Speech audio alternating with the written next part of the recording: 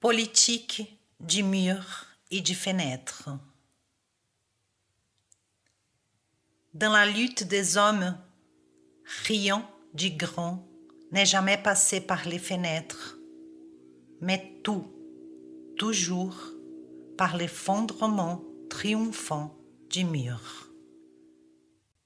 Michel Foucault, dit et écrit, mars 1973. Les fenêtres s'opposent à la dictature du mur. Les murs soutiennent les fenêtres. La contradiction s'éternise. On ferme, on ouvre. On obstrue, on aère. On démolit, on reconstruit. On bombarde. Chaque fois qu'on force un mur, on crée une fenêtre. Si l'on poursuit l'effort, on tombe dans les vides. Les vides est plus douloureux qu'attirant. On passe l'essentiel de son temps entre les murs. On vit en prison librement. On essaye rarement de s'évader. On loge entre les murs comme dans la prison du corps. On s'appuie contre eux, on les gratte, on les lave, on les nettoie, on les peint, on les décore.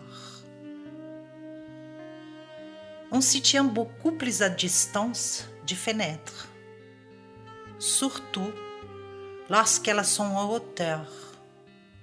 Elles font peur autant que les puits. Il est déconseillé de ne pas trop s'y pencher. Les yeux, pourtant, sont toujours ouverts sur les vides. Et nul ne s'enfraye, sauf lorsque les corps se trouvent en altitude. Les meubles où les gens sont enfermés puent la fenêtre. Lorsque la pollution est forte, la fenêtre empeste. Lorsque la végétation est en fleurs, elle embaume.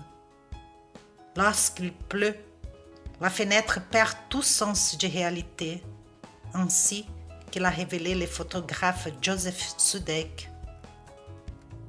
Quand il fait nuit, la lumière pousse hors des fenêtres comme une plante attirée par les noirs. Le ciel est englouti par les fenêtres, les regards par les vides. Nous n'avons Dieu que pour les grands trous du dehors, pour ceux qui nous emportent loin de front. Nous regardons fixement les paysages que nous avons créés sans voir l'intérieur qui les fonde, les nerfs, les os, les viscères, les sangs, l'eau. Ceux qui se trouvent hors de nous à la fois nous attirent et nous repoussent dans les limites de ce que nous sommes.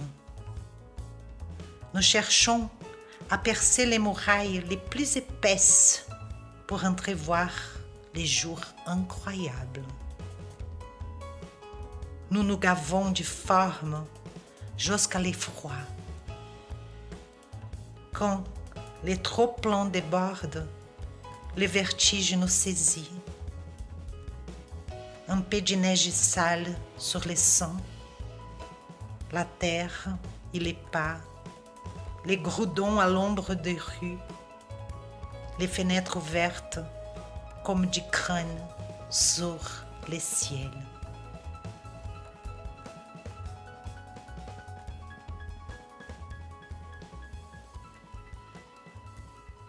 Raymond Bouzier, Fenêtre sur le monde, Édition Fayard, 2004.